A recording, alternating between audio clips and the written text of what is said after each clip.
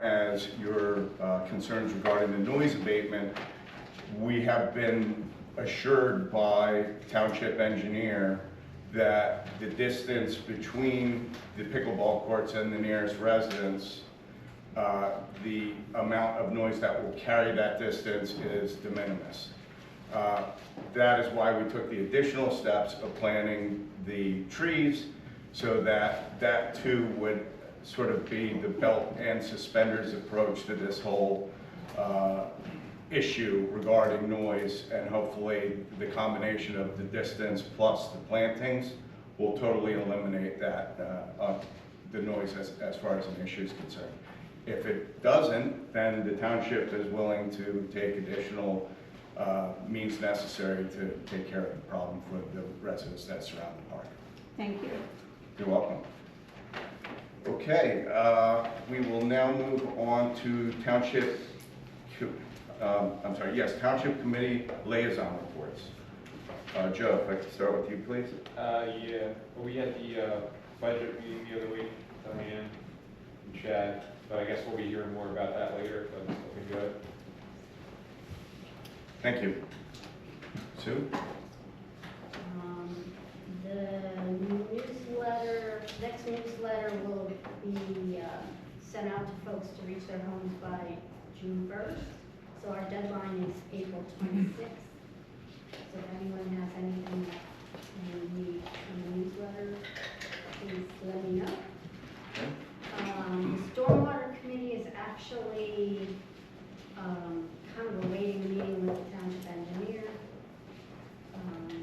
You know, again, we're open to you know, working with anyone on any project, but at this point we're kind of waiting for feedback. There was a question, which I'm not sure belongs here or if it belongs elsewhere. I'm not sure, someone asked a question regarding the, maybe our engineer knows, the basin at Higgins Farm. There's a, Okay.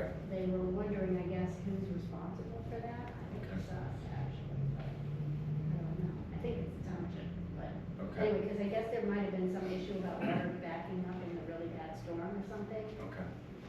So that was, somebody raised the question. At the Stormwater Management Committee meeting? Yes. Okay.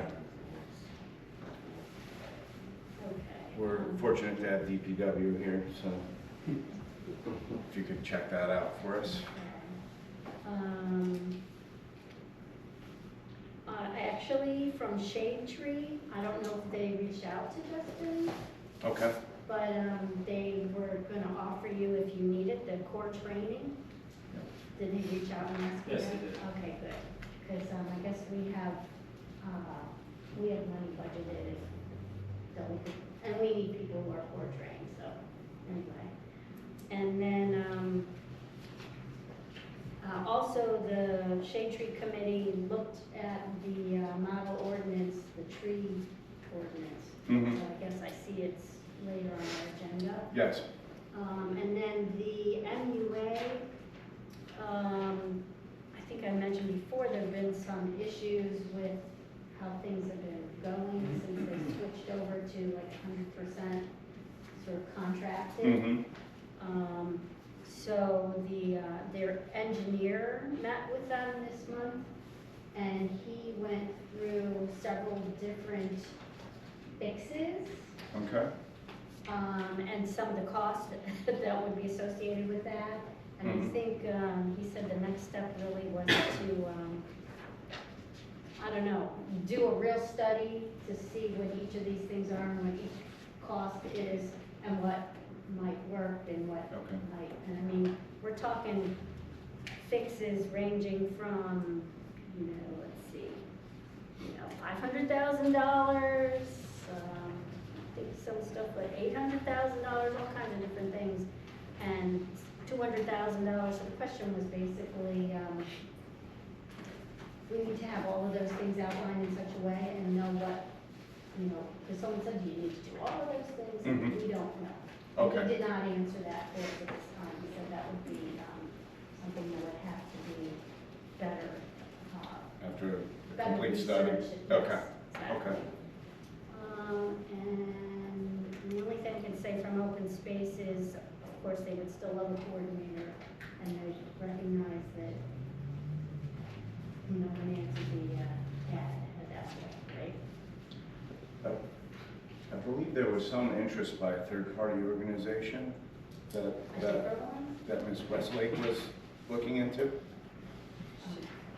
I don't She know. talked about splitting the job, Okay, secretary and okay, I don't know. I mean, Okay, So that's all. thank you. Mr. Bauer? Yes, so a couple things. One is, this is in the packet for tonight. March 27th, the QCC met to review the Corey's annual license submittal form, and we're happy to report that Trap Rock continues to be in good standing and meeting all the requirements.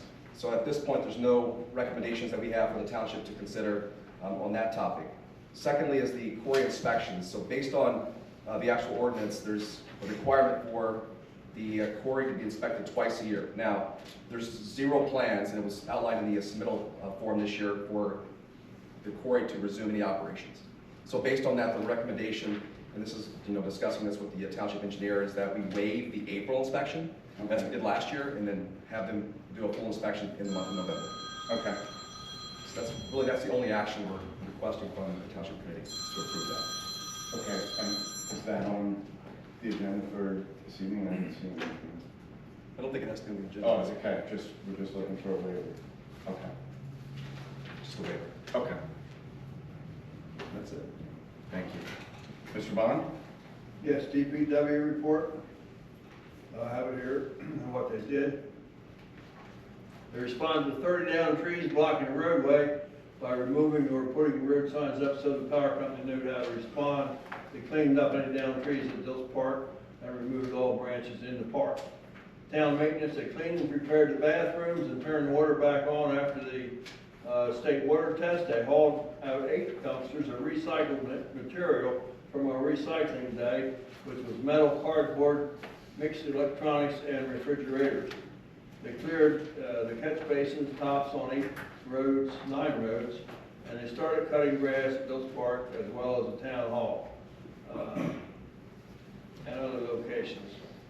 And then they regraded and filled potholes on 6 stone roads in the town: Brookville Hollow, Grafton, Old Mill, Stomp Road, Upper Creek, and Warman. They dug out drainage ditches at 5 locations spanning approximately 1,000 feet. They filled 8 potholes with temporary patch per calls from residents.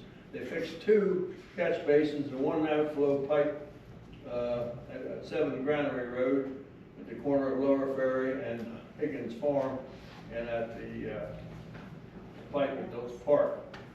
Vehicle maintenance, they replaced the radiator, wheel bushings, and so forth on a Toro 100 lawnmower, put a new alternator on the Silver Crown Vic.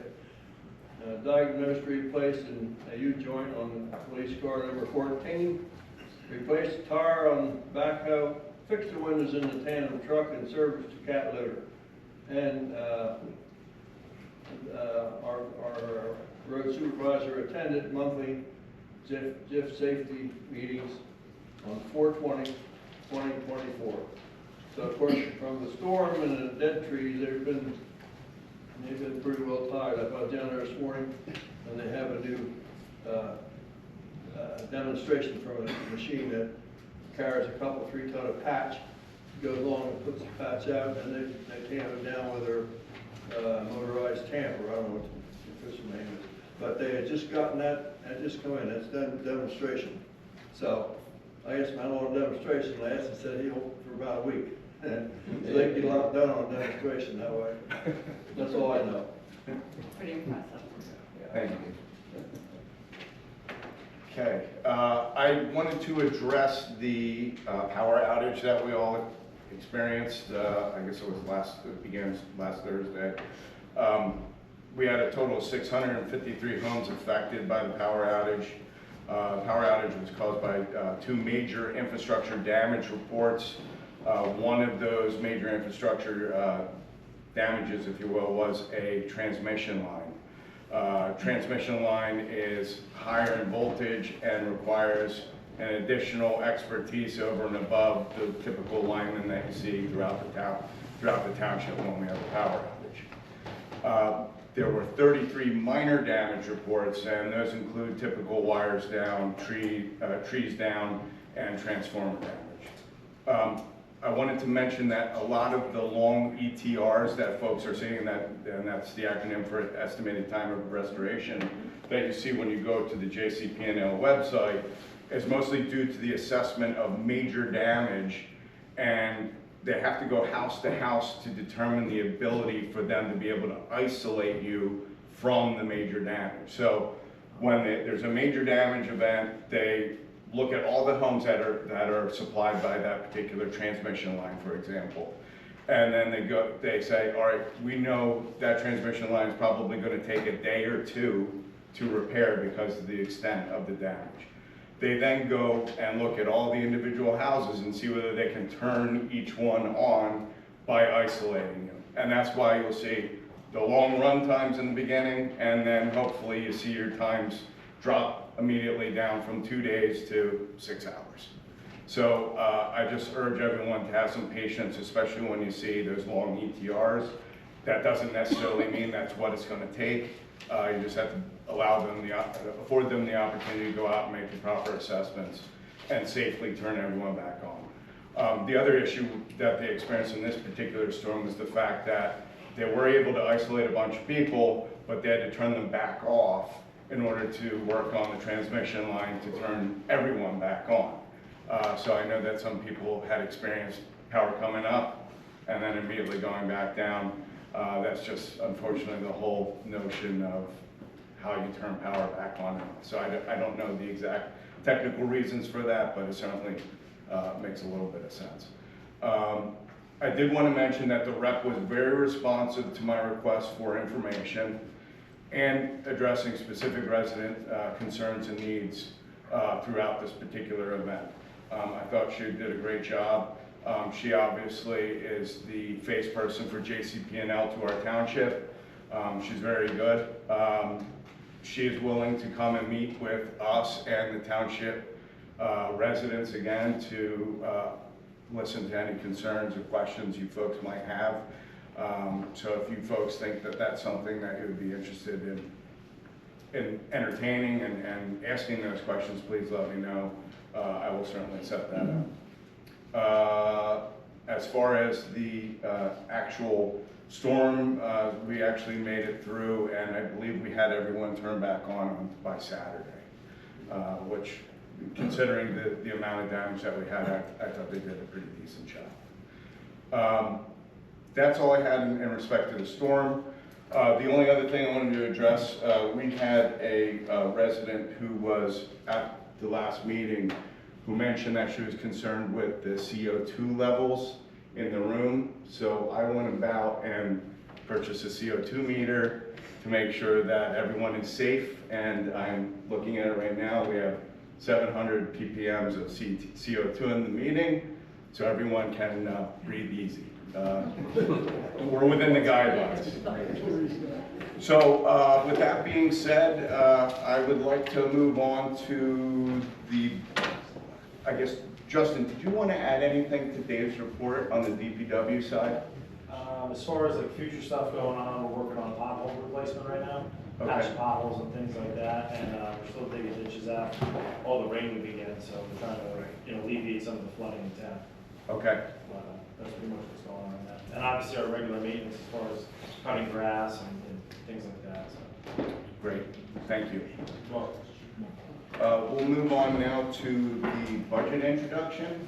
So I'm going to hand it off to you, Diane, if you don't mind. Tonight is the introduction of the 2024 budget. The budget reflects a 1.5% increase, tax increase for municipal taxes. That's $60 on a $400,000 home, about $15 a quarter. All requests were honored. We kept all services. I wanted to give you a little facts about our financial status. Right now, our fund balance is $1,700,000. Our collection of taxes is almost 99%. which we never have to worry about cash flow, and we have a very good tax collector and good residents that pay their taxes. And our net value assessment has gone up every year a little bit, so we hold it steady. And our net debt is under 1%, which is pretty awesome, and has been for many years. So the public hearing will be May 13th. At that time, we'll have a public comment, and I can answer questions. Any of the committee members have a question? Or would And like to? And I did meet with the finance committee, which is Joe Boki and Pat Allen. Didn't know if either of you gentlemen wanted to provide any other information over and above what Diane said. I mean, I thought everything that she laid out was very clear. What I was impressed by is just the amount of assets that we have. Yeah. It's almost $1 billion in assets that we have here within the township, so the way that that's been managed is pretty impressive.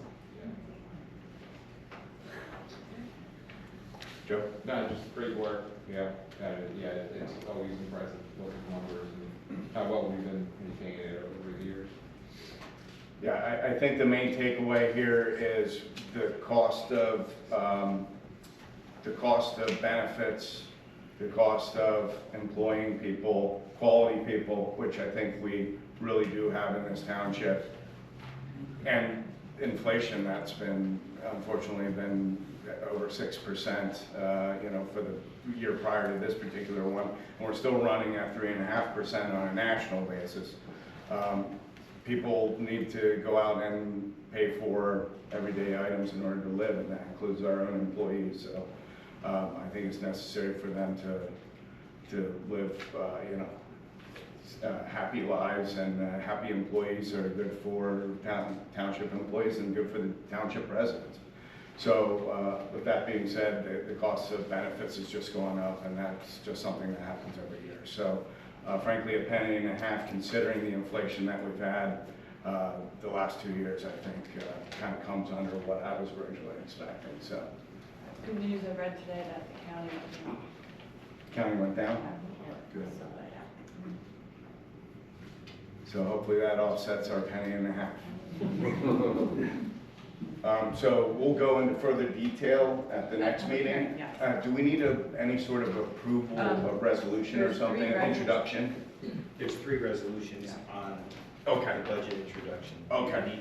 You either do them together or separately, however you want to handle it. Okay. Did, I think the auditor wanted a roll call on stuff. Yeah, they want- want Separate. yeah, but they have to be a roll call. Yeah. Okay. She said separate, so. That's fine. so no consent? No consent Not for these agenda. 3, but Okay. later on, the rest of them will be consent, but these will be in.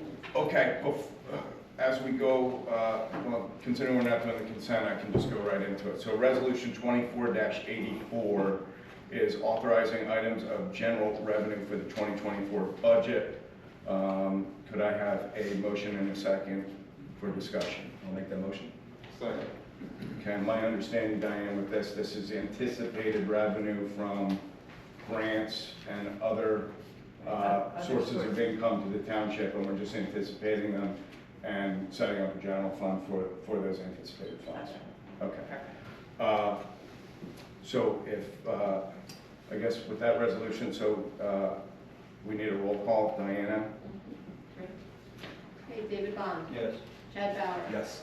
Susan Lockwood. Yes. Joseph Boki. Yes. Mayor Walton. Yes. Motion Okay, resolution 24-85, deferred school tax, Delaware Township School District. And may I have a first and a second? I'll make that motion. Second. All those in favor? No. Oh, sorry, I know. sorry. So Diane, on this one, this is we're allowed to defer half of the school taxes. Right, this is to record the difference between the school, which is a fiscal year, and the municipality, which is a calendar year. Okay. And we're allowed to take 50% or less as revenue. Any other questions or discussion by the committee members? Okay, roll call, please, Diane. David Bond. Yes. Chad Bauer. Yes. Susan Lockwood. Yes. Joseph Boki. Yes. Mayor Walton. Yes. And finally, resolution 24-86, full year 2024 municipal budget introduction. Could I have a first and a second? I'll make that motion. Second. Any discussion by the township committee members? Roll call, please.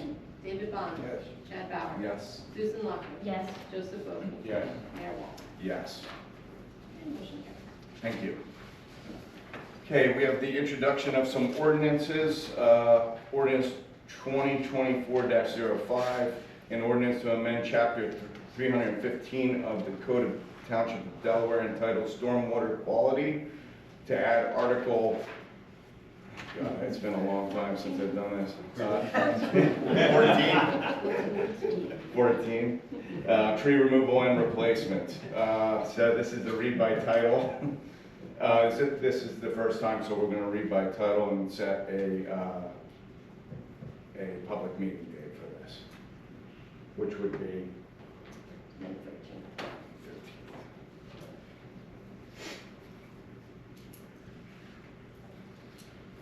Okay, so I need a motion and a second for the introduction of this ordinance 2024-0. I'll make that motion. I'll second. Okay, and this is all roll call. Roll call, please, Diana. David Bond. Yes. Chad Bauer. Yes. Susan Lockwood. Abstain. Joseph Bogan. Yes. And Mayor Walton. Yes. And motion carries. Okay, we're moving on to ordinance 2024-06, an ordinance to amend the Code of Township of Delaware, County of Hunterdon, State of New Jersey, Chapter 7 thereof, entitled Traffic, to amend Section 7-3 Parking, Schedule 1 of Section 7-14, No Parking, and Schedule 4 of Section 7-17, Time Limit Parking. This is an introduction, so if I could have a first and a second, please. I'll make that motion. I'll second. Okay, we're going to set a public meeting date of May 13th. Okay, roll call, Hearing please. date, you said meeting date. Oh, I'm sorry, public hearing date of May 13th. And then roll call, please. Okay, David Bond. Yes. Chad Bauer. Yes. Susan Lockwood. Yes. Joseph Bogan. Yes.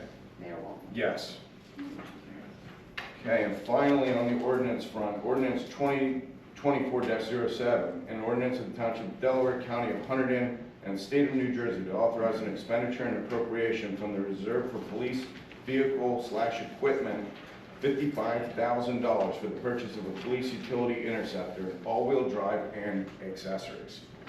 If I can get a first and a second, please. So moved. Second. Okay, we're going to, Question. yes. Section 2 says Delaware Township hereby authorizes an appropriation and expenditure for the vehicle to exceed $55,000. Is that supposed to be to exceed or not to exceed? Not to exceed. Oh, it needs to be not. Yes. Good catch. Okay. Thank you. Because the next one is right, I just wondered. I'm Section just 2. checking, okay. Not to exceed. I do want discussion on that. We Yeah. rotate every 2 or 3 years. We purchase a police car and then take one out of rotation for a spare. Right. Thank you. So we will set a public hearing for that on May 13th as well. Diana, roll call, please. Okay, David Bond. Yes. Chad Bauer. Yes. Susan Lockwood. Yes. Joseph Bogan. Yes. Mayor Walton. Yes. Motion carries. Okay, so we have the public hearings for the adoption of the previously introduced ordinances. So first of those, we have ordinance 2024-03, an ordinance to amend the Code of Township of Delaware, County of Hunterdon, State of New Jersey, Chapter 381 thereof, entitled Sewage Disposal, to amend the perk test fees. If I can get a motion and a second to open the public hearing, please. Can I make that motion? I'll second. Okay, do I need all in favor to open for a public hearing on ordinance 2024-03? Say aye. Aye. Aye. Any nays? Any abstentions? Okay, we are now open to public hearing on ordinance 2024-03, so if you have any comments, you could please come to the podium again, or any questions for that matter. Okay, seeing none and hearing none, could I have a motion to close the public hearing on ordinance 2024? Make that motion. Second. All those in favor? Aye. Okay, and then we're gonna go to committee You're gonna do a motion, to approve. second, and then comment, Okay, and then thank you. a roll call. Okay, so if I could have a motion to approve ordinance 2024-03. Make the motion. Second. All those in favor? Aye. Any No, nays? no, you have to do a roll. Oh, it's a roll call. You have to do a now. roll call on ordinances, and Okay. if anybody on the township committee wants to comment or discuss or ask questions, I would ask that first, and then do the roll call. Okay, my apologies. I thought I had to introduce it first. So, okay. So, any comments or questions from the committee members? So, do we know offhand when the last time was we increased these? I'm assuming this Been a while. is an update. That is an update, at their request. Yeah, okay, that's fine. I'm fine. Okay. Very good. Any other comments or questions from the committee members? Okay, hearing none, we can move forward with roll call, please, Diane. Okay, David Bond. Yes. Chad Bauer. Yes. Susan Lockton. Yes. Joseph Bowe. Yes. Mayor Wolf. Yes. Motion carries. Thank you. Ordinance 2024-04, an ordinance to amend the code of Township of Delaware, County of Hunterdon, State of New Jersey, Chapter 369 thereof, entitled Food Establishments and Vending Machines, to amend the food permit fee. I move that we open to public hearing. Second. All those in favor? Aye. Any nays, any abstentions? Okay, we're now open for a public hearing, so if anyone's interested in opening a vending machine, here's your opportunity. All right, hearing and seeing none, could I have a motion to close public hearing, please? So moved. Second.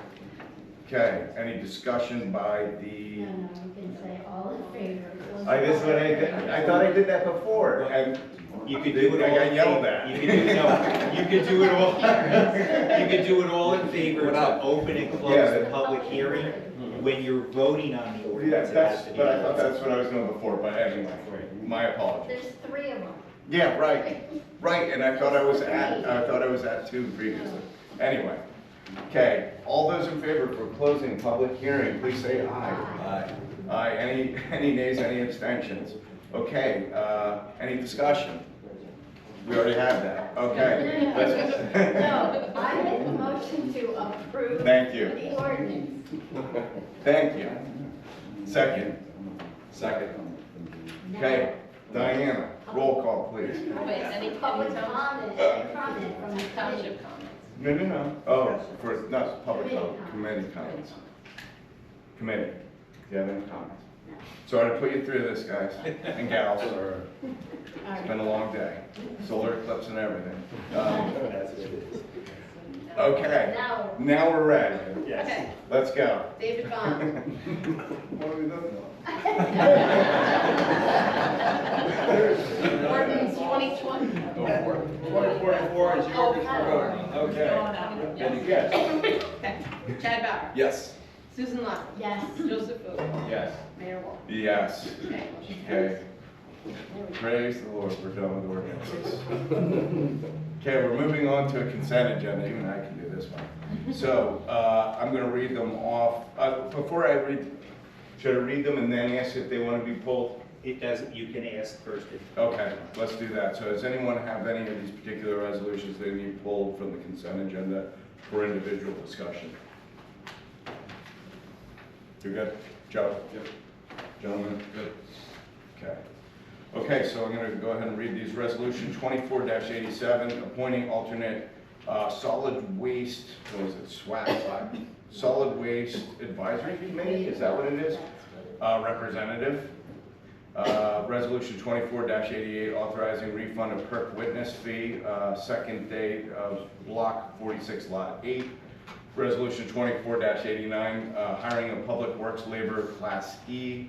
Resolution 24-90, authorizing fire department shared services agreement.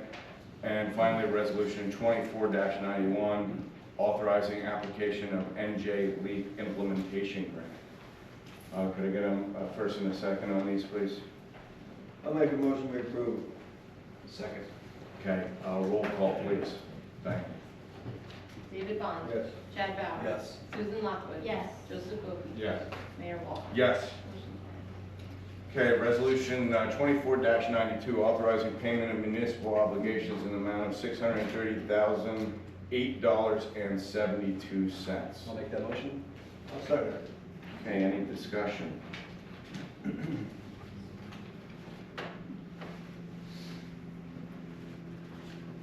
Okay, hearing none, roll call, please, Diane. Okay, David Bond. Yes. Chad Bauer. Yes. Susan Lockwood. Yes. Joseph Bogie. Yes. James Walker. Yes. Motion carries. Thank you. Okay, we're going to proceed with old business. So we're first going to deal with the correspondence from the Environmental Commission regarding the Lower Delaware Wild and Scenic, what was it? Committee or Well, joint- river designation. Designation, thank you.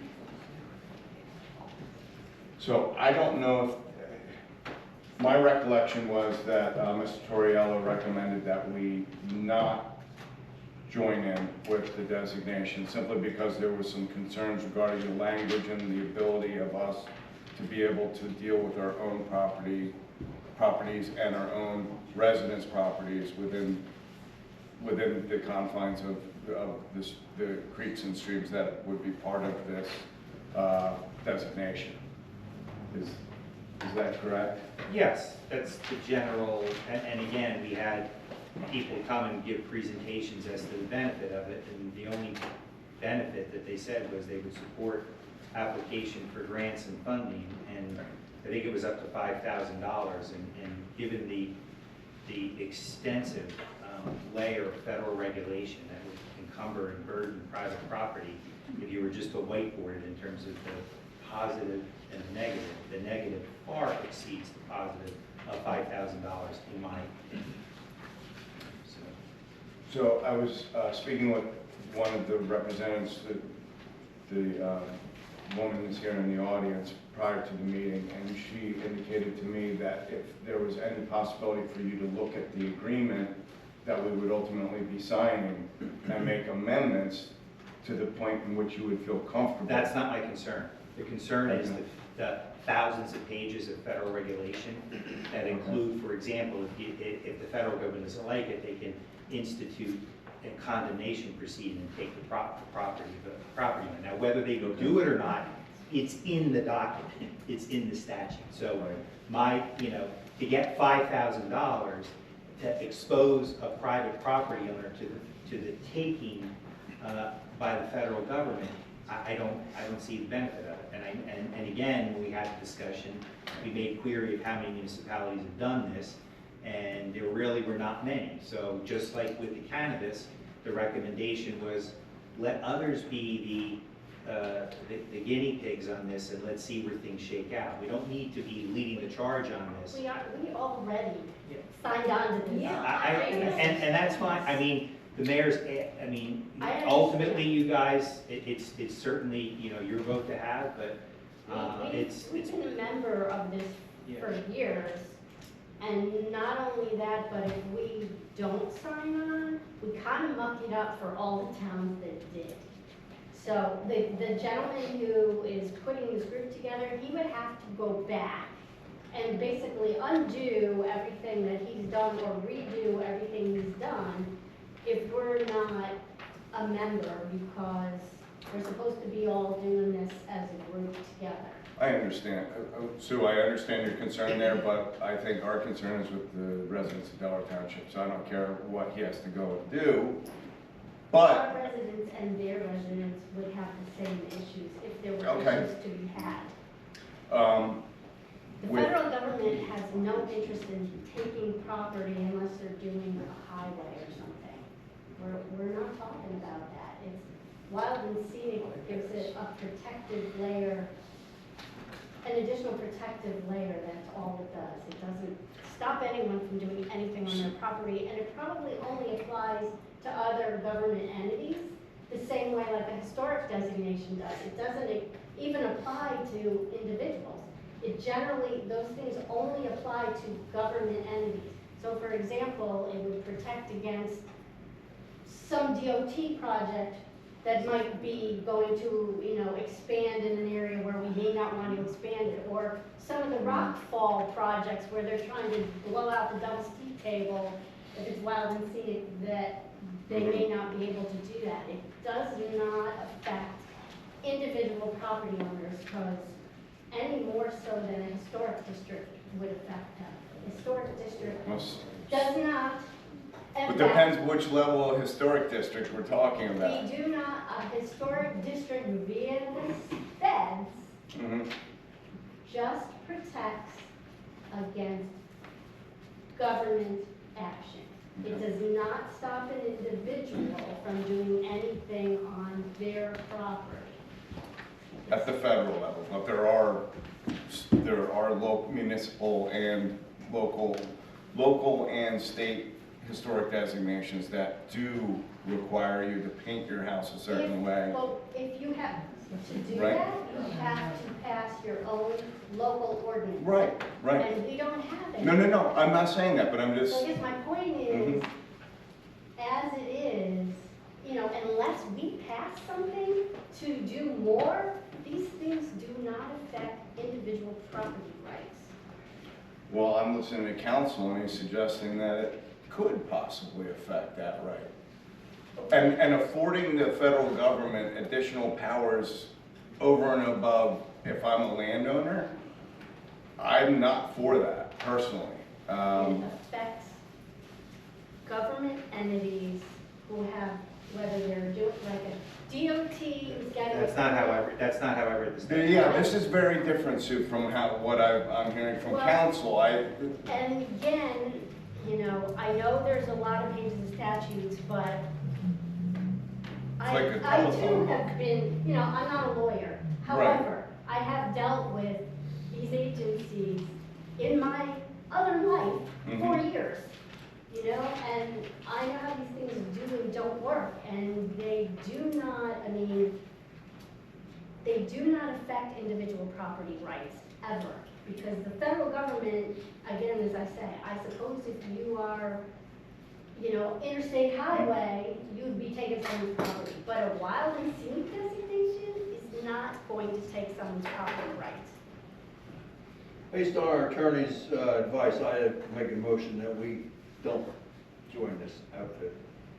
But we're already part of it. Where are you? We're already Well, part And I of would it. say this, if Hold we're on. already part of it, we don't need to Ma'am, take any further action. Why Please. actually need to take it? No yelling from the audience, please, thank you.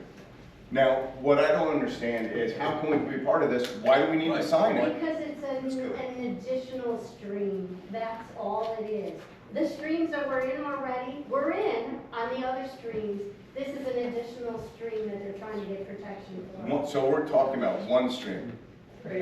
Three. Thank you. Well, the old axiom, the rule of holes, when you're in one, stop digging.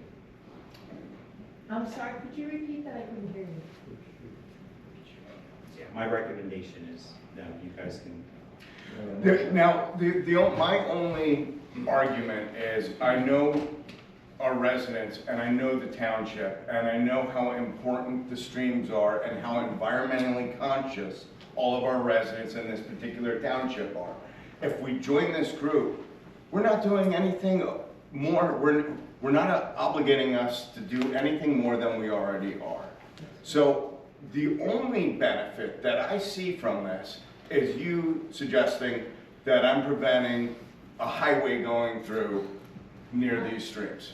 I'm basically saying that the protection is afforded if a federal project comes along that Wants to would- change that. Right, that would be detrimental in some way.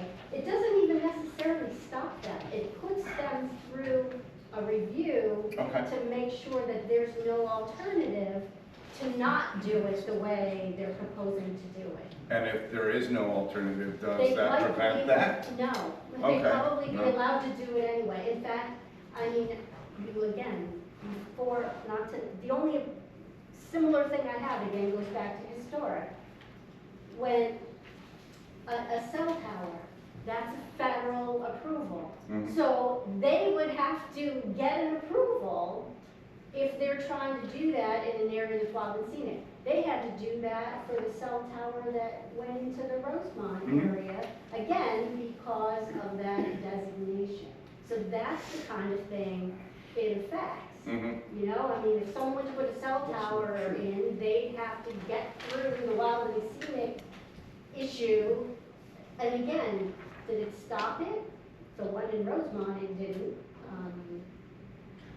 Yeah, It had nothing to do with it. so, I guess so coupled with the fact that I think we're already doing whatever additional environmental protections would be afforded to these three streams that we're talking about, coupled with your argument that we're preventing the possibility of the federal government approving either a cell phone tower or a road or whatever going through the streams, that does offer a benefit, obviously, but I think the impact to the particular resident and the fact that they might, through advice of counsel, that they might subject themselves to power of the federal government to, I know you're suggesting that you think that they can't take land, but I heard very differently that it's very open-ended and possibly. There's two things there. Yes. There's a conversation about a hypothetical of whether they would or they wouldn't.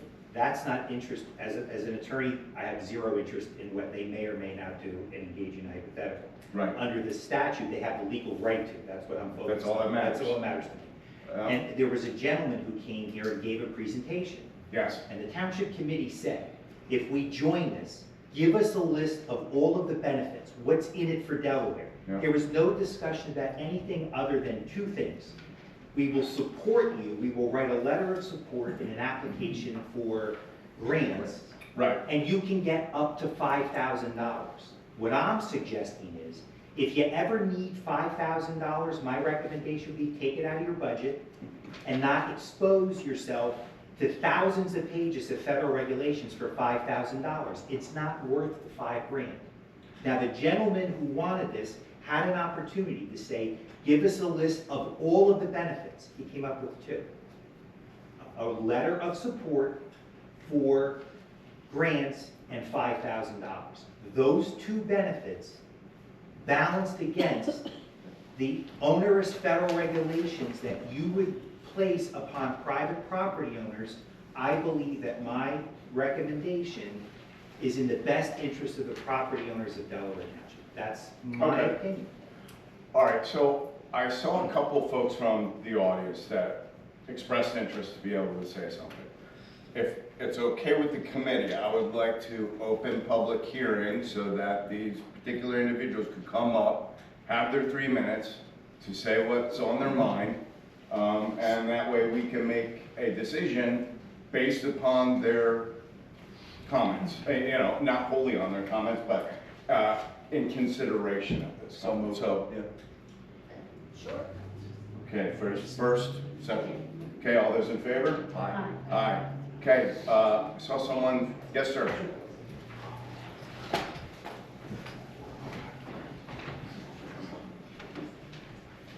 Chairs are creaky though. John Karski, Township President. I wrote the letter. I'm the Environmental Commission chairperson.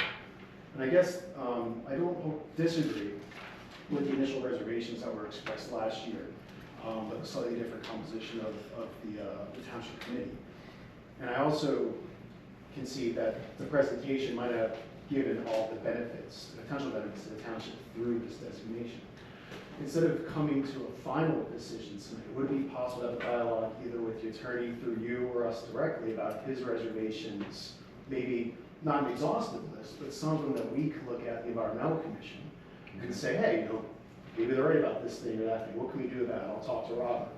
Can we go back and forth just a little bit? I didn't write that letter and have a decision tonight. Okay. If this takes 2 months, if it takes a year, it takes whatever, I want to get to the best possible resolution with the most facts on the table. And if we don't satisfy those concerns of both the committee and the residents, then it's not going to work. But if we can have the opportunity to answer some specific questions that you might have, I think we would be more than happy to take our time out to do that for you guys. So that's essentially my comment. Thank you. I appreciate it. Ma'am?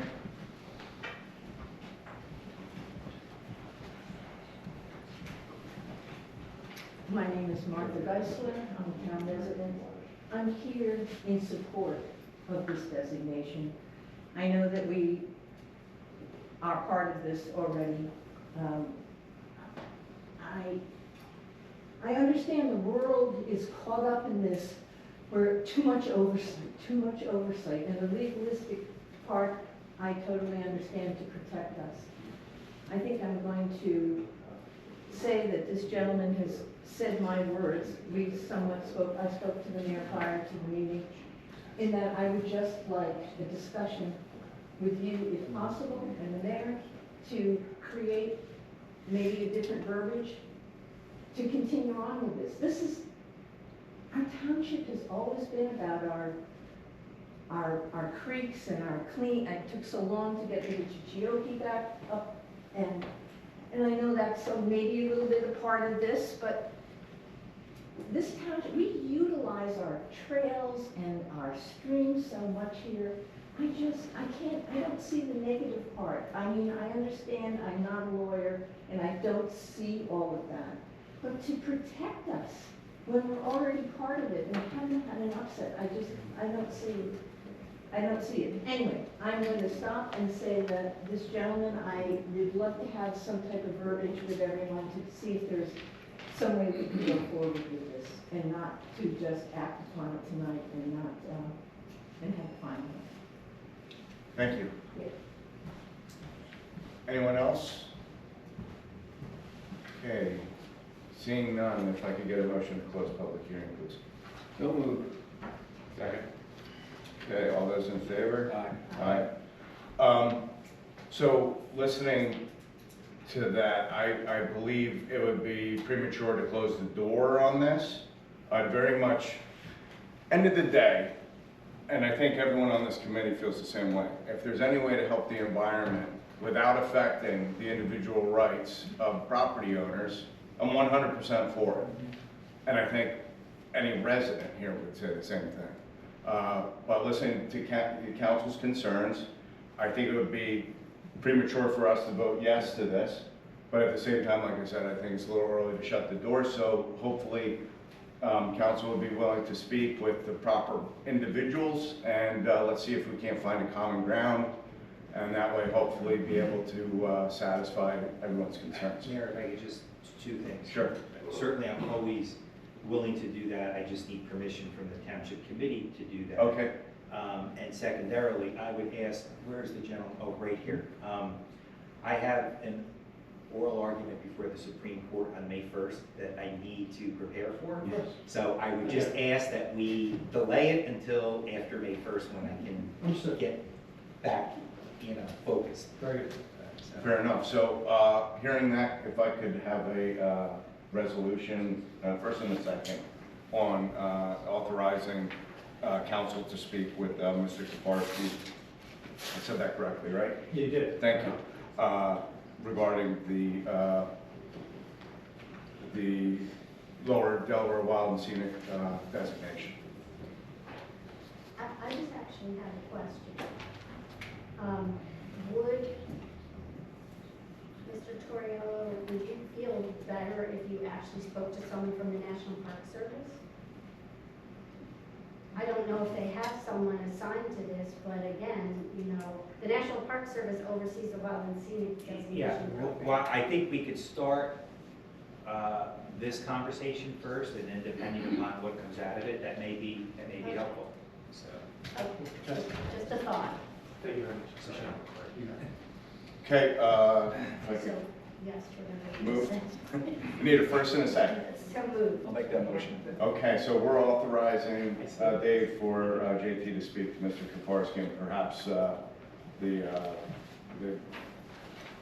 And then defer a Yeah. little wait based on the outcome of that conversation. If it Right. persuades or Right. changes his point of view. What was the agency that's in National charge? Park Service. Thank you, National Park Service. Okay, if I could, all those in favor? Aye. Any abstentions or nays? Okay. Nay. Nay, okay. Okay, thank you. So let's move with the park concept plan approval. So essentially, what we're trying to do here is, as Mrs. Weber properly indicated, if we kept talking about, you know, what would we like added to the park, et cetera, this conversation would probably last, you know, forever. So I think we need a clean cut of what we're going to approve, and this would be considered phase one. And that was ultimately what was presented to everyone that was in attendance at the special meeting at the firehouse. I guess it's about a month ago.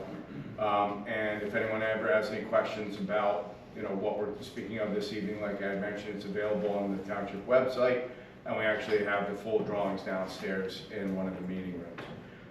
I welcome you to take a look at them. The only difference between the one that hopefully we're approving this evening and the one that is in the drawings was the inclusion of a previously existing but omitted volleyball court.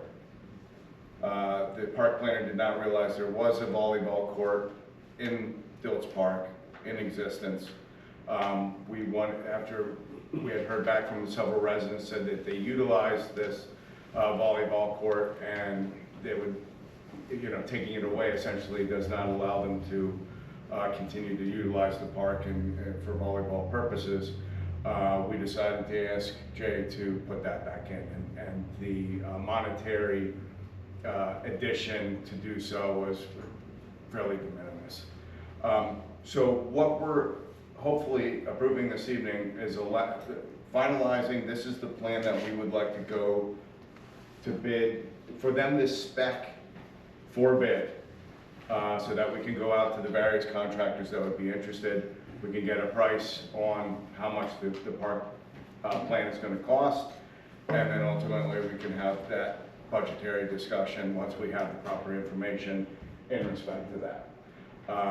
So what I'm hoping is that we could have a discussion about the park plan, see if there was any concerns before we ultimately go ahead and vote and say this is the final park plan. We would like to go to bid. So with that being said, I'm going to open it up to the committee for any questions or comments.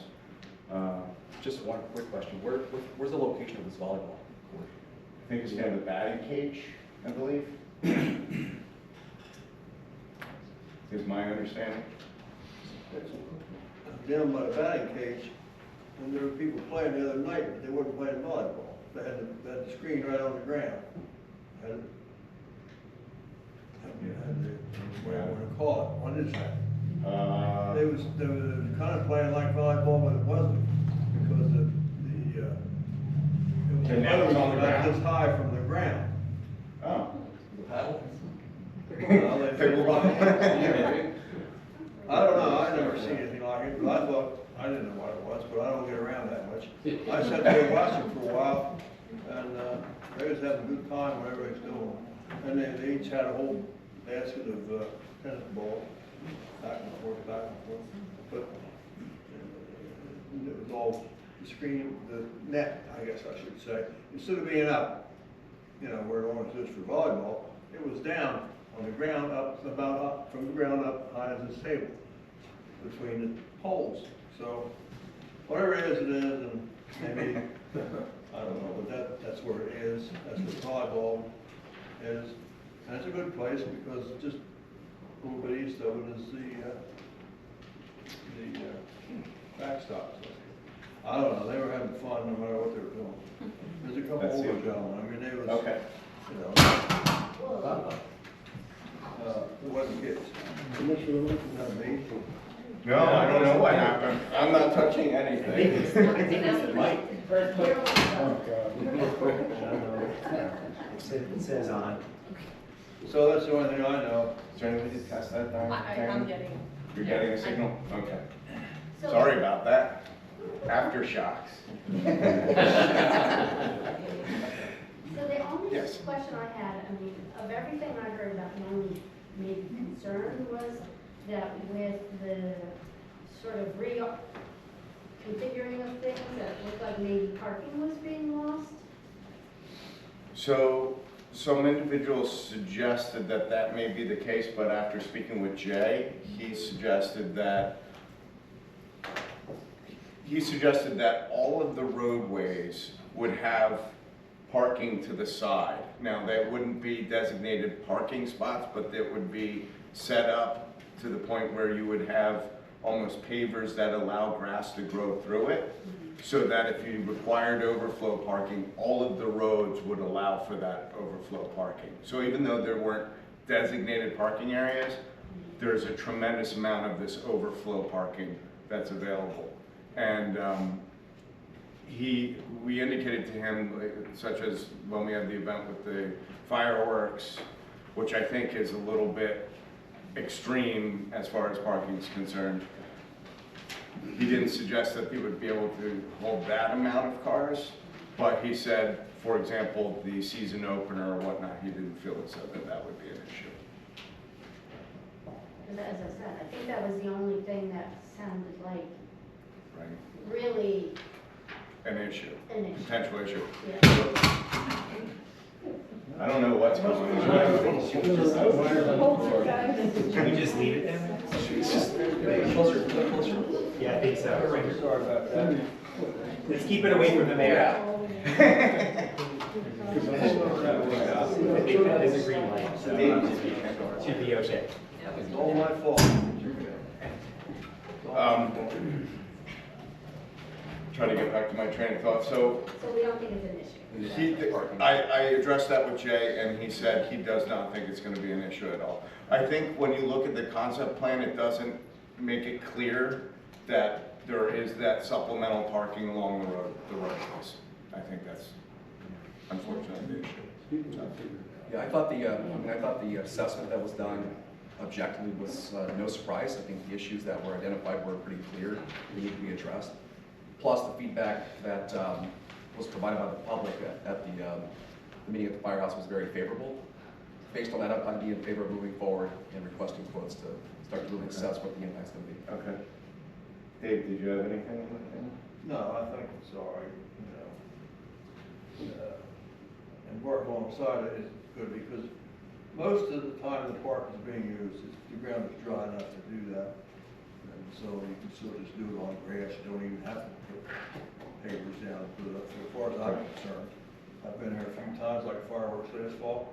I mean, the place was jammed, but everybody's having a good time and people parking on the grass.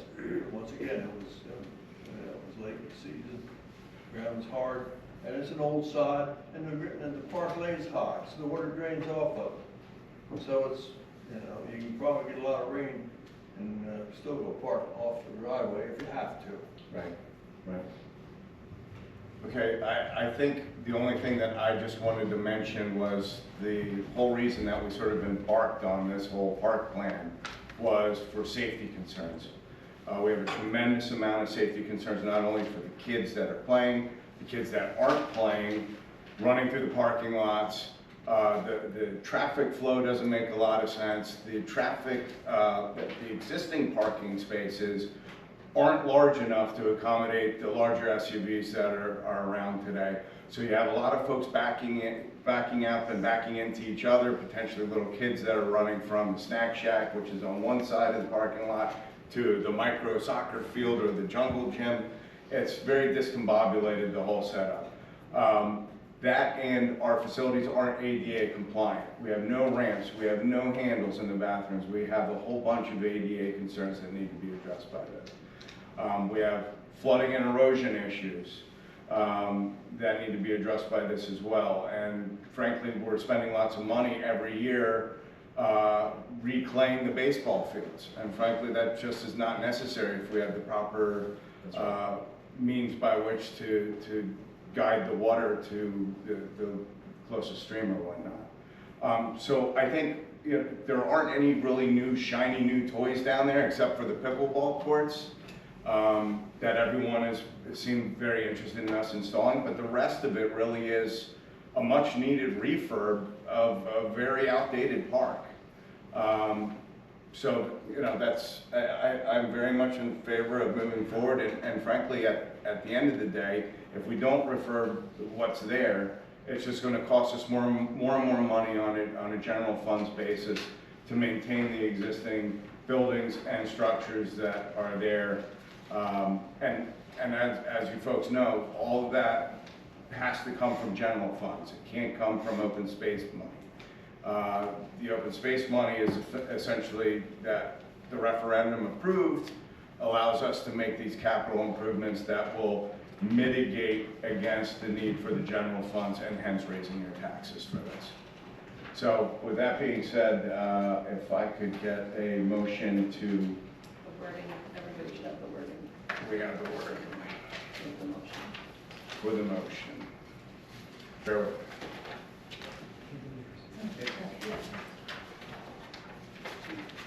me. Let's go. Thank you. Okay, so if I could have a motion for park concept plan approval. We move to adopt the park concept plan as presented with the inclusion of the existing volleyball court that was omitted in the previous plan in order to proceed with the bid spec preparation. So if I could get a first and a second, please. I move it. Second? Okay, roll call, please. Okay, David Bond. Yes. Chad Bauer. Yes. Susan Lockwood. Yes. Joseph Bosak. Yes. Mayor Wong. Yes. Motion carries. Hey, halfway there. Okay. Okay, we will now move on to, let's see here.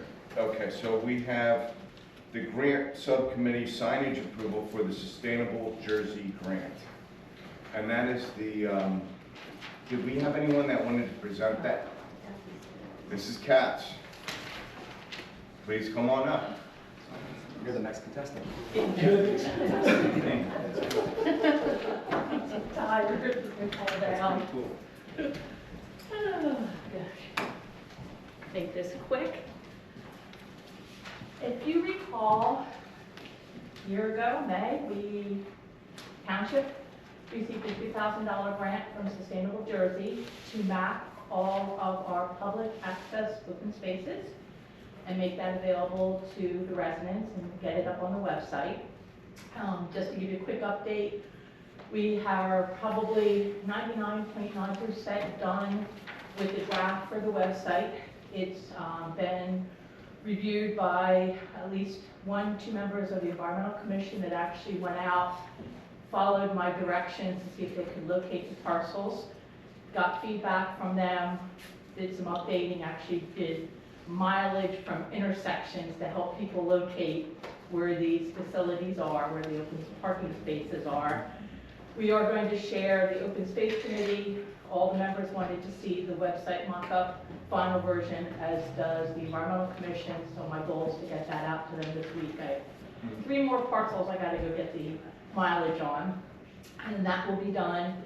The planner is mapping the parcels now on the township's map, lot and block map. He's supposed to have it completed and back to us by the 20th of this month. So the goal is to get the website up and going, get it to the website company beginning of May, followed by the postcard, the mailing, newsletter, doing the drum roll hopefully back in June to give you a full presentation of what the final product is. What we end up with the $2,000, it looks like we're going to have about 400 or so left over that we have to use. Sustainable Jersey makes you use all of the money. So I think when I was here in January, I had talked about, the subcommittee had talked about possibly trying to do a trail map for Dilts, because a lot of people don't know where the walking trails are on the Reamer property.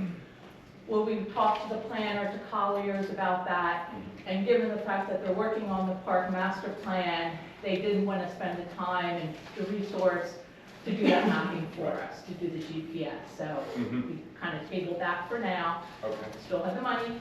So one of the members, Steve, came up with the idea of why don't we do a sign that announces the public access open spaces with the QR code, because if you remember, you gave us the approval to have a QR code that people can scan that will bring them right to the website page that lists all the information about the parcels. So what our astute graphic designer in our subcommittee did was put together a mock-up of a sign that we were envisioning having, which basically unveils the project, what the name of the project is, cute little map to get you out hiking with all the, trails on it, little information and the QR code, and the bottom is the disclaimer that sustainable Jersey requires on any sign. Don't have a location yet for this. The Environmental Commission, when I spoke to them at our last meeting, thought Dilts would be a good spot for it. My colleagues on the grant subcommittee were concerned with all the renovations at Dilts. Is Dilts really appropriate? Perhaps the town green across the street or in Town Hall. We don't have to decide at this very moment, but just know that we'd be looking, I think I put in the email to Diana, it's 18 by 24, so it basically what we're envisioning is this 18 by 24 on a metal post on a 45-degree angle so that it'll be laminated in color. So it would catch your attention, you'd read it, you'd say, hey, what's this about? Let me scan it. Oh wow, look, I want to go here, let me read information, and then get out and see the nature. Right. So that's what we're looking for is your approval, because then once you approve it, then hopefully tonight, because then I have to go back to Sustainable Jersey because they have to do the final approval of the sign.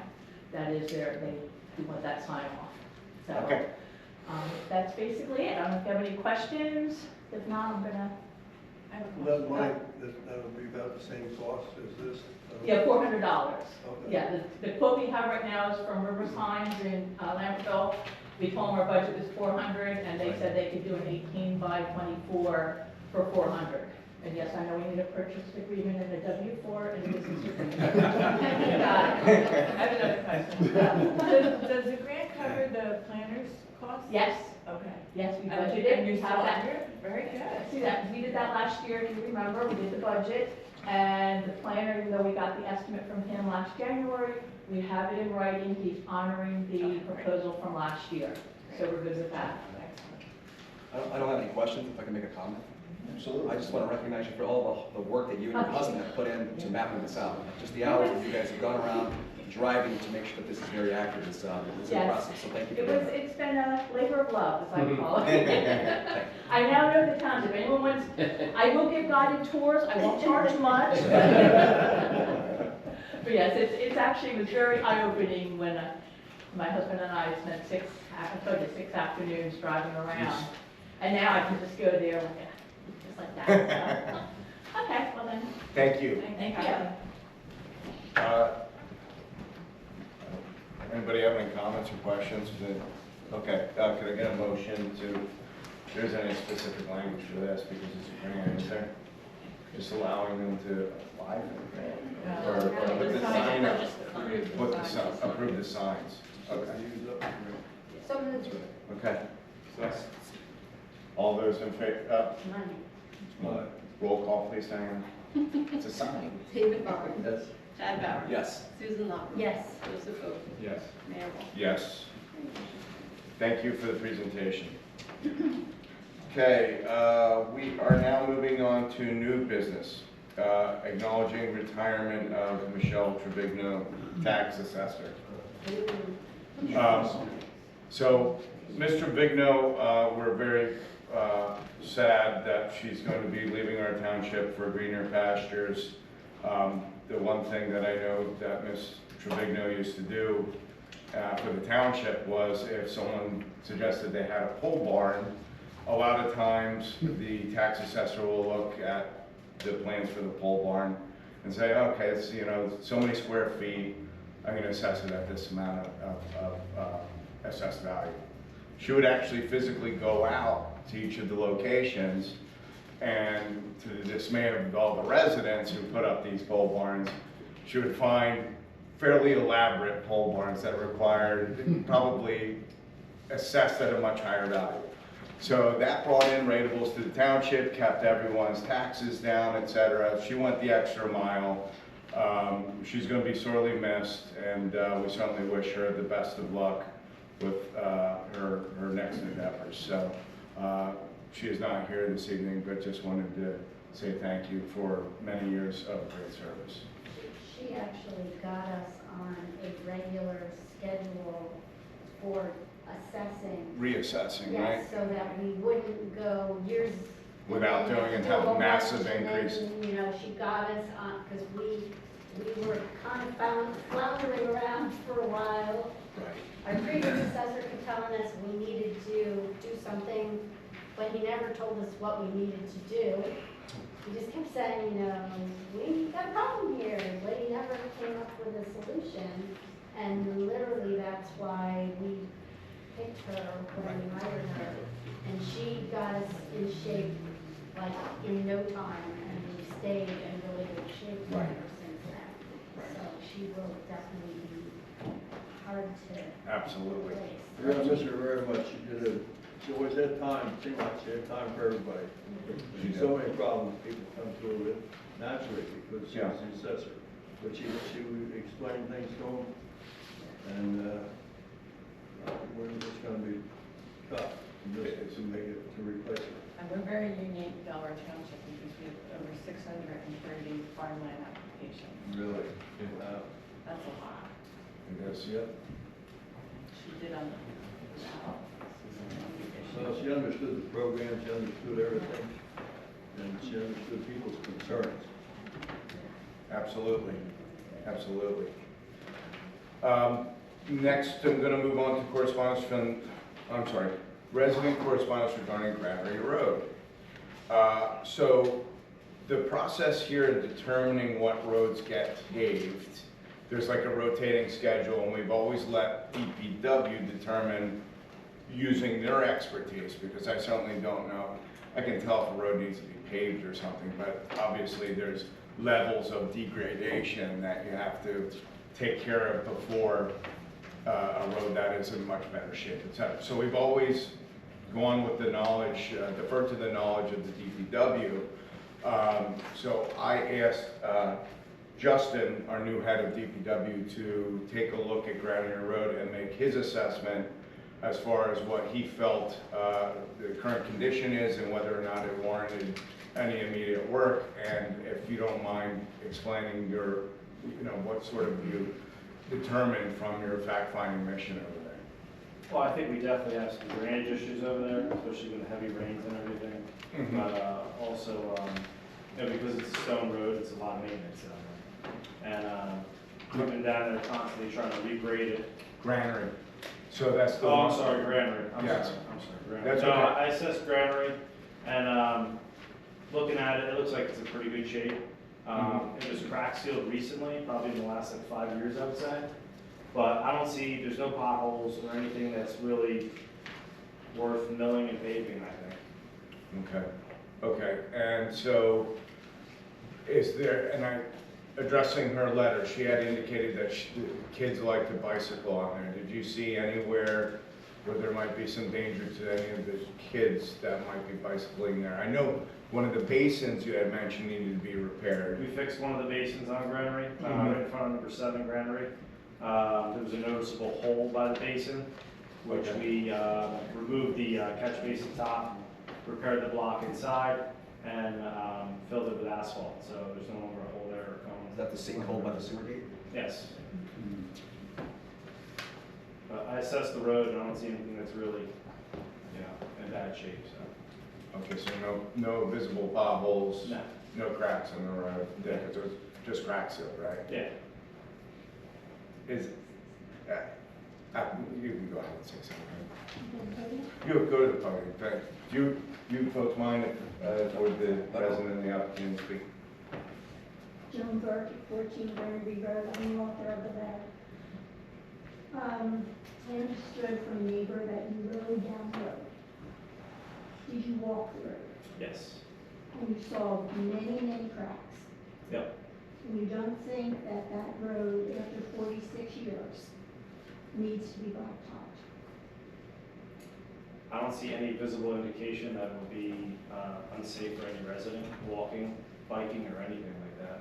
Well, one of the reasons we also would like to have the road paved, besides the security of the children riding and biking and skating and all, and it's not just the children that live on Granary Road, It's also the children that come to Granby Road because it's such a safe road that they come over to learn how to ride their bicycles, etc. and so on. The other reason to pave the road is that we are part of the village. And despite the fact that our homes are 46 years old, everybody takes very good care of their homes, very good care of their properties. We'd like to have the road reflect that. And I'm just wondering, what would be the cost to do something like that? That we can't get onto the list. We've asked, I wrote a letter that was a petition a number of years ago, and we were turned down because of budget. Then the following year, another letter, we weren't even answered. I mean, we've been asking for a while. So we really appreciate it, whether you feel that it's a danger or not, aesthetically, and if you would walk.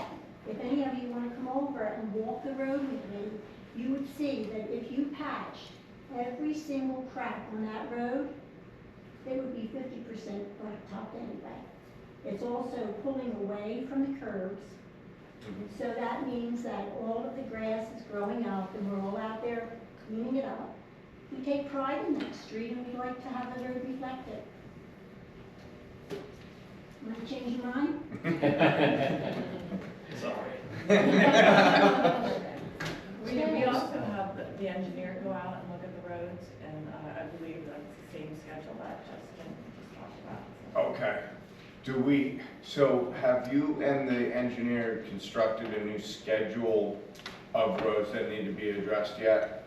We haven't met yet, but we're in the process of meeting and going over some roads. Okay, okay. But there are cases Okay, so there is a list, so perhaps you could let us know. I can bring the engineer over there and let him take a look and get his thoughts and we can go from there, man. We'll have the engineer go over. Okay, I'd like to meet with them when they come over and walk with them. Would that be possible? Just so Sure. that I know what you're doing? Sure. Okay, thank you. We're just gonna assess the road, that's what we're doing. Yeah, I just want to walk with you. Sure, Okay. that's fine. Okay, thank Fair you. enough. Thank you, Mr. Mayor. You're welcome. Thanks for waiting. No problem. Could you provide your contact information to DPW? That'd be great, thank you. Okay, She so. is the honorary mayor also. Okay, fair enough. Correspondence from Tewksbury, Township of Tewksbury regarding Fair Chance in Housing Act. I don't remember seeing this particular response, so I apologize. Do you want to table it? Did anyone have a chance to look at this? I read it, I can give you a background, please. Okay. I have some knowledge about what happened. There's a public park, there's a rental places right across the street from the park where children play. And there is it's my understanding, a level 2 sex offender that moved into the area. The reason that the mayor of Tewksbury wrote the letter to the governor and is asking other municipalities to write the letter is there's state regulation which prohibits a landlord from doing a background check prior to offering the tenant a lease. Once you offer the lease, you could do a background check, but again, under the state regulation, you have to do a balancing test. And, you know, I don't want to, from a legal perspective, the mayor writes that the standard is vague, and he's correct, because the standard is that in order to withdraw an offer of tenancy, you have to fulfill a substantial, legitimate, and non-discriminatory interest. Law School 101 is there's 3 tiers. There's a legitimate, there's a strict scrutiny, there's a compelling interest. Right. This standard, in typical New Jersey fashion, they conflate all 3. So you don't know whether it's a strict scrutiny, intermediate, or rational basis. So and there are significant fines posed to the landlord, even if they act in good faith by withdrawing afterwards. So in essence, the landlords are handcuffed, and under the regulation, they can't lease their own property they can't have a policy of, we're gonna lease, but you can't be a criminal.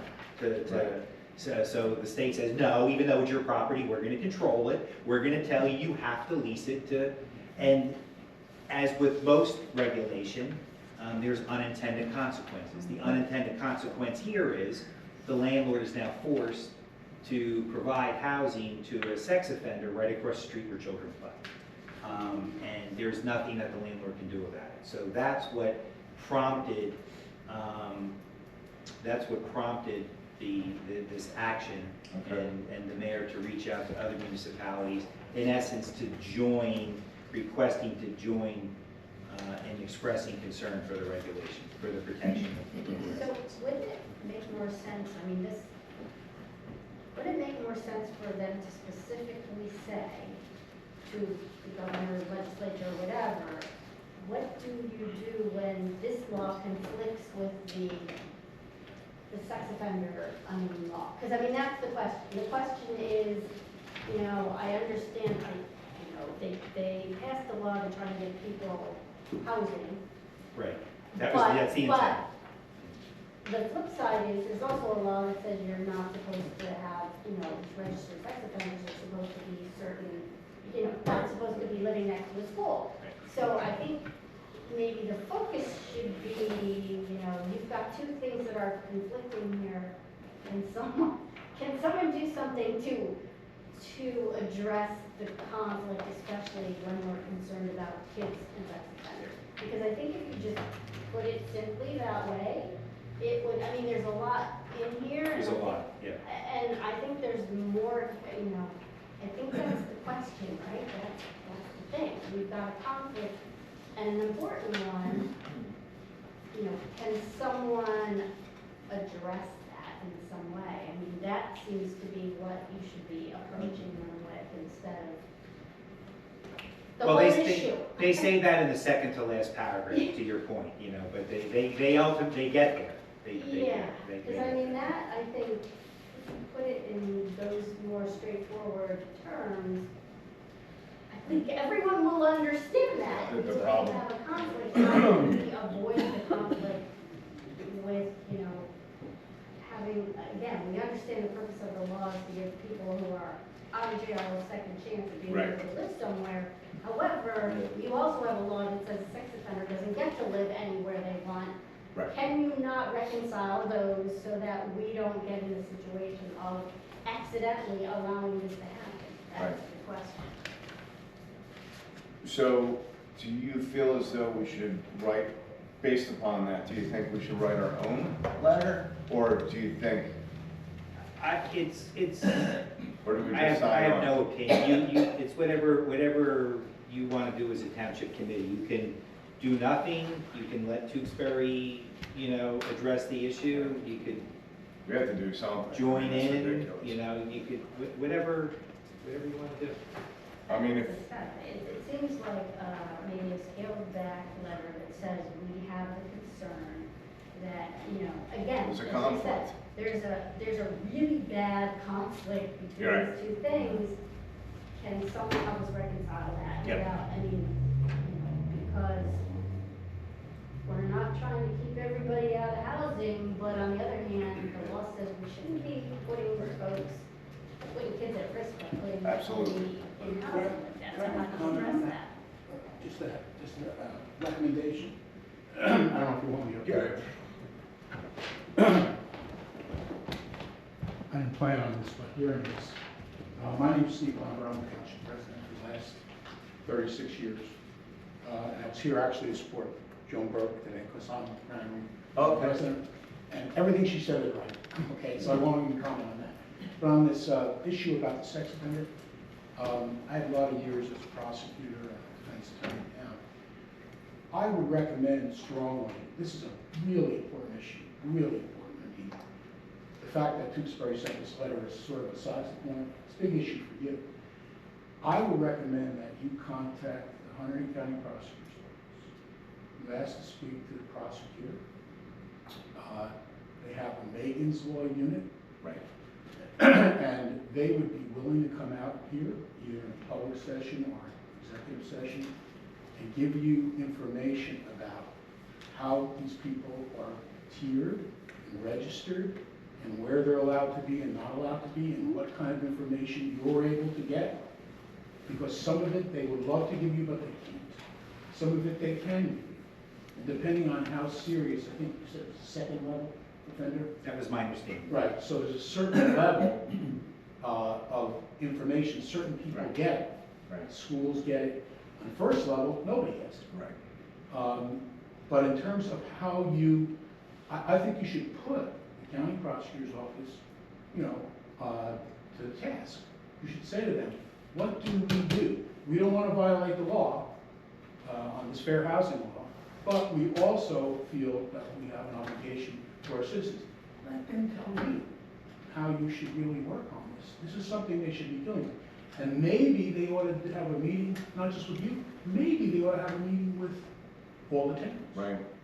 I don't know, it's something I would recommend. If I was in the office still today, I'd be recommending that. That would be outreach. So that's just my Fair enough. suggestion. Thank you, sir. Appreciate it. Do we write a letter to the prosecutor's office and to? I like the gentleman's suggestion. Okay, well, let's, can I have, I'll move that. Second. okay, all those in favor for allowing me to, this gentleman to pen a letter for me and for me to sign, in order to gain clarification on this particular issue. All those in favor? Aye. Aye. Okay, thank you. Thank you, sir. Welcome. Okay. That's disturbing, to say the least. Okay. Bear with me, folks. Okay, so we're gonna go ahead and approve open space committee appointments. We have a reassignment of Josh Goldman as alternate at-large member and Peter McCoran to an at-large member. Appointment of Kevin Eberle as an at-large member as well. These are these mayoral appointments, or are these by? Open space.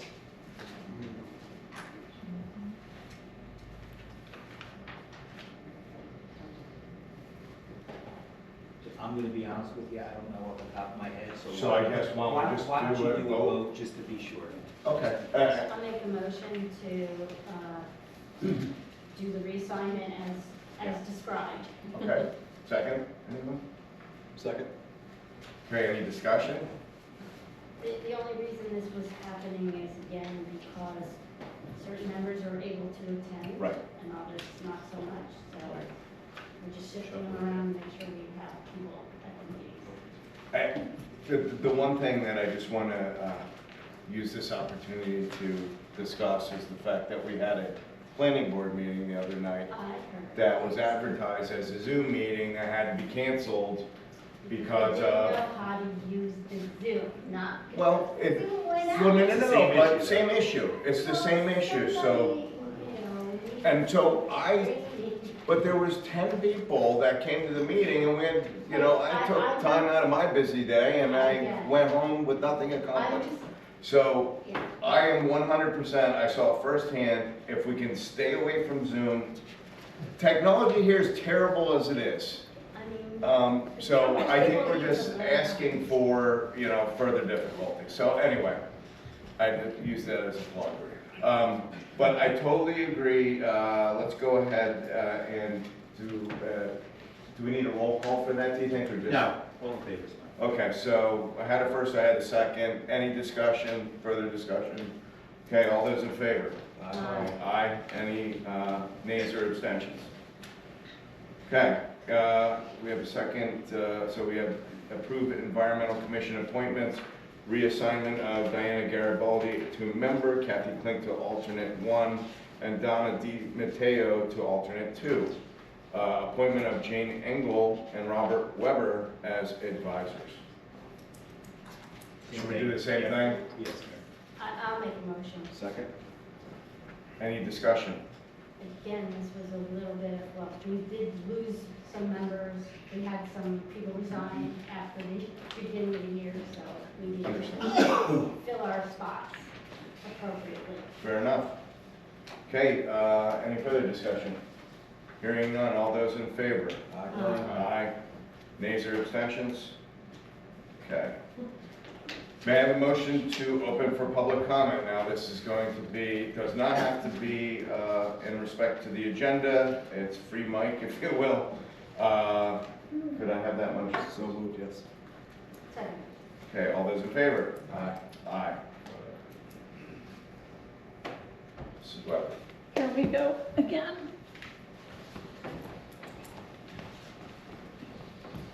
Jan Weber, Township resident. What a great segue. Last end of 2023, the Township Committee made a commitment to move forward with recording the meetings. So they'd be readily available to Township residents in a video format, posted on something like YouTube or on the Township website. I've been waiting. I've been doing it myself. We had 139 views of the last meeting. So clearly, members of the township are finding value, okay? So I'd love to come to these meetings because I enjoy them so much. So do I. Yep, but I feel an obligation to members of the community to continue recording them until you guys take over doing that. So if Thank you you. would put that back on your radar, I'd appreciate it. Anyone else?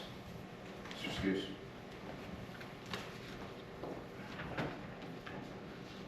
My name is Jack Skuse. I've been a resident in Delaware Township for 61 years. I know I don't look that old, but I really am. On February 5th, Karen Sapola sent a letter to the township listing violations. It was a 4-page letter. She took a tremendous amount of time to write this letter. And it enumerates the violations, concerns, and observations of Mr. Alfaro. At last month's meeting, we asked, had it been sent to the CADB? Has it been sent to the CADB today?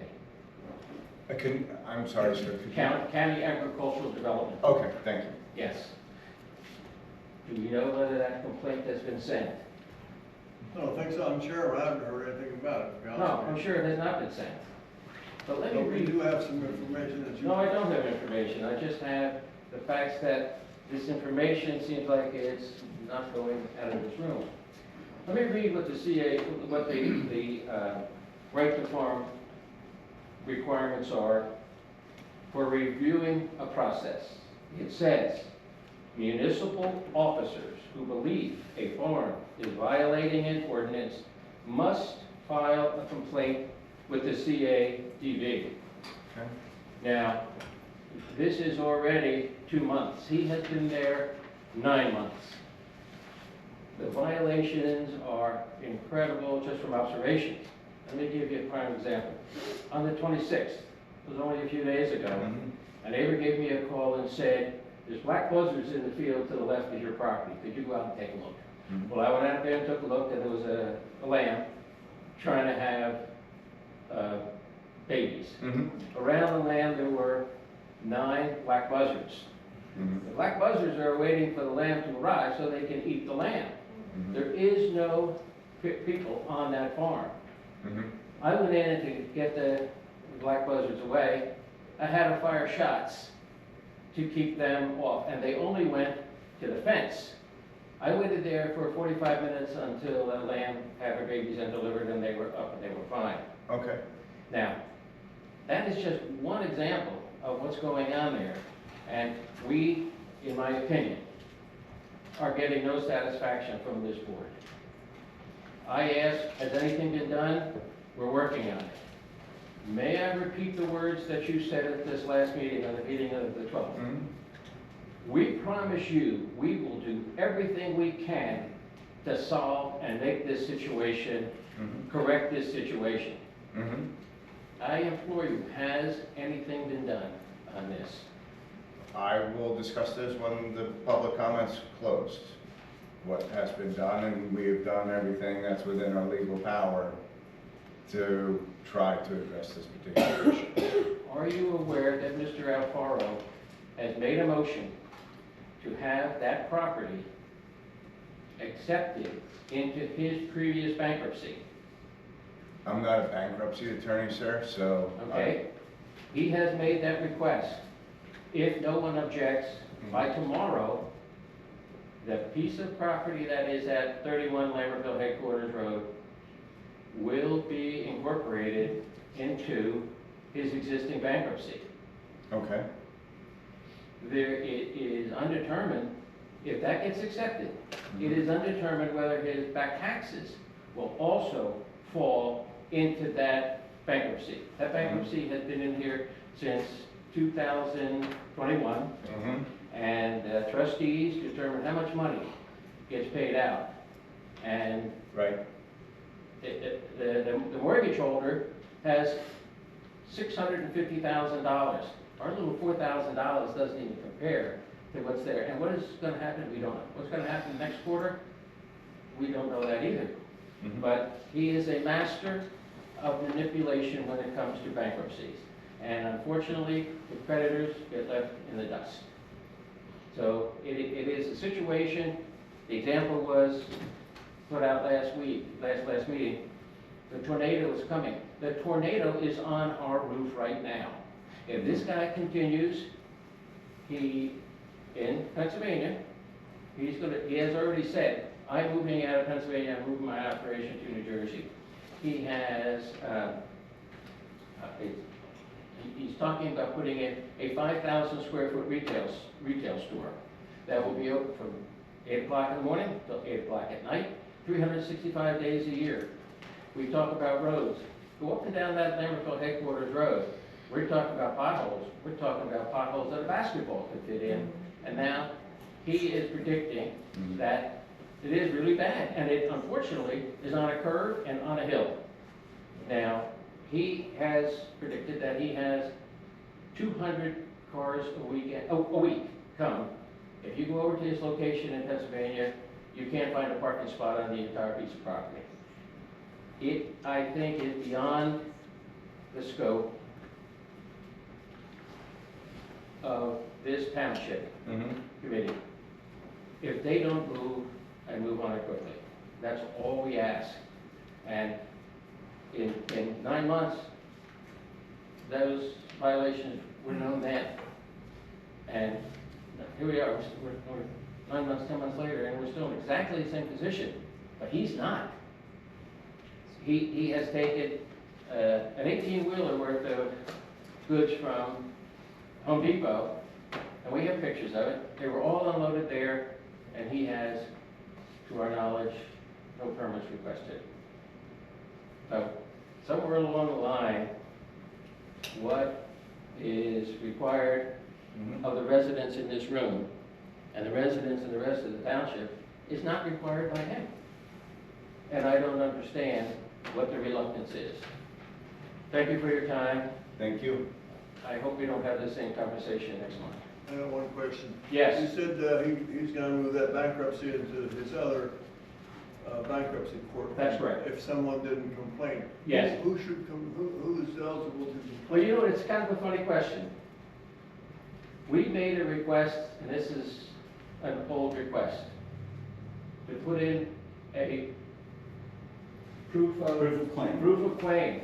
If we had submitted a proof of claim, we would be preferential on that list of creditors. We could have voted and objected to the vote that is going to be finished tomorrow on whether the bankruptcy will allow his property, which was illegally and fraudulently purchased, and I can tell you why. In the bankruptcy paperwork, he is required to report any purchase that impacts him financially. But what he did, on bill of sale, he changed his name. It was Alberto, and he went under Waldo. So if you looked it up, you wouldn't have found his name in the search for bankruptcies. And circumstances, and I'll say it that way, circumstances revealed to the DOJ and the U.S. trustee, USD program, that he had made that purchases, and that's what prompted him to request 9 months later that the property that he illegally purchased be absorbed into his bankruptcy. So, this is not a guy that we want in our township. He has absolutely no regard for the law at all. Multiple times, he's been brought up on animal cruelty. He has animal cruelty charges in this township. I know, and they were unfounded. They went and inspected that and didn't find anything. I spoke to the animal control officer. He said he went there and looked at it, and there's nothing illegal about what he did. Would you like me to show you the video of these two Great Pyrenees that ears were just, their ears were bleeding? I'm not an animal control officer. I apologize. I asked our experts to go out when we hear a complaint about something. We ask them to go out and take a look at the situation. When they come back and say there's nothing illegal about what he's doing, there's nothing more I can do. And may I ask, are these videos from his farm in Pennsylvania? Or No, they are right in our backyard. They're right in Sharon's backyard. So we asked the animal control officer to go there, and he came back with nothing to report. These dogs were matted with blood on their ears, and they were thrashing back and forth because they had ear infections. And it's hard to, if you would like me to show you the video, I videoed it right over the fence. So If you'd like, I suggest you call the animal control officer and suggest to him that you have evidence for him to consider. That's his job. Yeah, I would be more effective in calling that portrait of George Washington right now than get results from Mr. Murphy. He is not. He dismisses things, and if you could see these poor dogs, I'm not going to continue. But okay. He is, and I know. Well, I'll have a subsequent conversation with him because I never heard any complaints about Mr. Murphy before, but I will certainly inquire and find out what's going on. The only other point I would make is you initially, and this is on the animal cruelty issue, of a lamb having babies in a field. That's the natural course of things when a buzzard shows up. What is this particular gentleman supposed to do? I mean, it might not be what you and I would do, but from my understanding from Mr. Murphy, he said there was a dead horse in the paddock when he went over there. Okay. He is totally allowed to let that horse sit there and decompose if that's his wish. Until what? No, until that odor stretches across to our home, and I had two fellows helping me paint my garage. They said the stench was so bad that they had to leave. They came back the next day and said, we can't work here, we'll come on back next week. So that's a violation then that you have to file against them, saying that essentially it's, a nuisance. So you have the means by which to go and complain about this particular nuisance and get whatever sort of, reprieve that you're looking for. Unfortunately, that's not us. We're doing everything within our power. For example, they had millings that were placed on the driveway. Yes. We sent that to our zoning officer. Our zoning officer then wrote a letter to the EPA saying, this gentleman is putting down illegal millings on this driveway. Our tax assessor, in response to your question regarding the bankruptcy, we have to be very careful that we do not treat this particular resident any differently than we would any other resident. So I'm not asking that. No. So if we don't let this particular resident go delinquent as long as any other resident, he can come back and say that we're targeting him.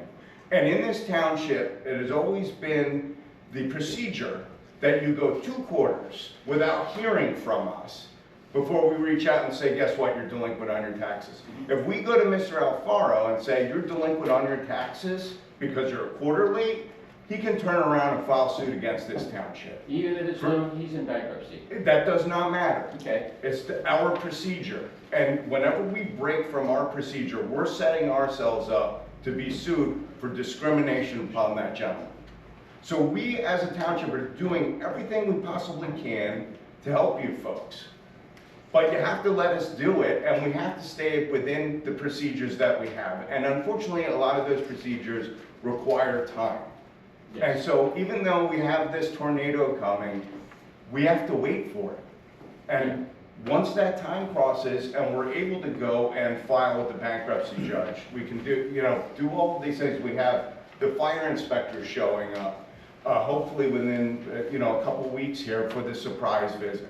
Unfortunately, that's the county level. We have no. It's not a surprise now. Yeah, it's not a surprise now, but. This is part of the problem of discussing. Yeah, that's the problem of having these conversations. Sure. Right? It's So. not helpful. It isn't helpful. Just let us do, we understand your concerns. We're concerned too, because this is our township. You folks are our residents. You just gotta afford us a little time to do something.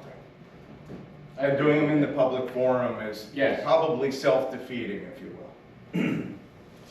But So, and I understand and I feel for your situations. We're doing everything we possibly can. and I thank you for that. Thank you, sir. Thank you. Thank you for giving me the time. Yes, no problem, sir. David Hirsch, I'm just gonna add mild amount of color to what was said. Won't go forward, I won't talk about the motion non-proton, which this township can certainly file a response in that bankruptcy. Certainly can file a proof of claim in that bankruptcy.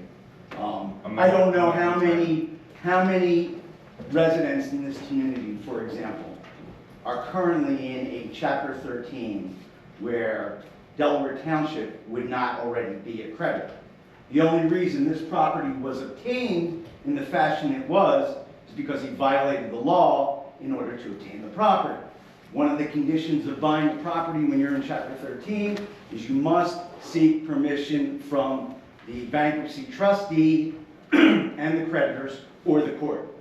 He did not do that. Hence the reason for the non-pro-tunc motion that was filed excuse me, on the 9th, or excuse me, on the 26th, I believe.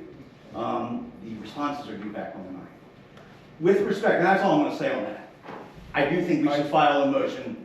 I do know our tax collector has been in direct contact with the trustee of the bankruptcy.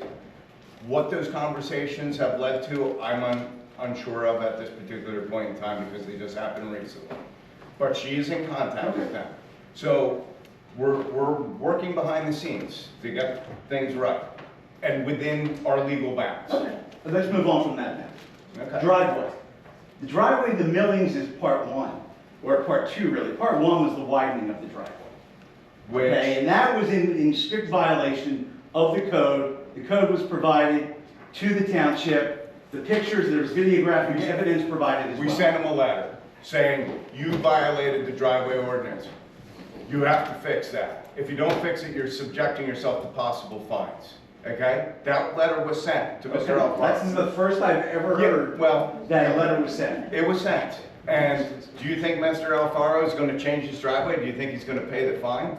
I don't know. I have no idea. I have don't know what a the funny consequences feeling I, at this point, my legal advice is to shut this down right now. It's gone. Yeah. Well, Well, last we've already time- revealed the surprise, and I'm gonna end it, my recommendation is end it this way. As the mayor said, we are going to treat every resident of Delaware Township identical. We are not gonna deviate any standard operating procedures for a particular individual to act responsive or reactive to a hypothetical fear of a tornado coming. We must deal with not a discussion of a possible hurricane coming. We must deal with what actually has occurred. And when there are violations for any resident, regardless of the address, regardless of the block or lot, we will handle them in the exact fashion. And just like the mayor said, with respect to any delinquent taxes, We will not change our procedure for a single resident. We will do it with absolute fidelity to our standard operating procedures. Every resident gets treated equally, no one is discriminated, and no one is targeted. Rest assured, whatever violation actually occurs and has been documented by the appropriate official, which the appropriate official, so everybody understands, is no one in this room. No one in this room is charged or tasked to address the violations. There are people who are employed by the township, that is their sole province and responsibility. Those people will discharge their duties. If they don't discharge their duties, and you have examples of that, you bring that to the mayor or any other township committee member, and that they can do in terms of following up to make sure that people are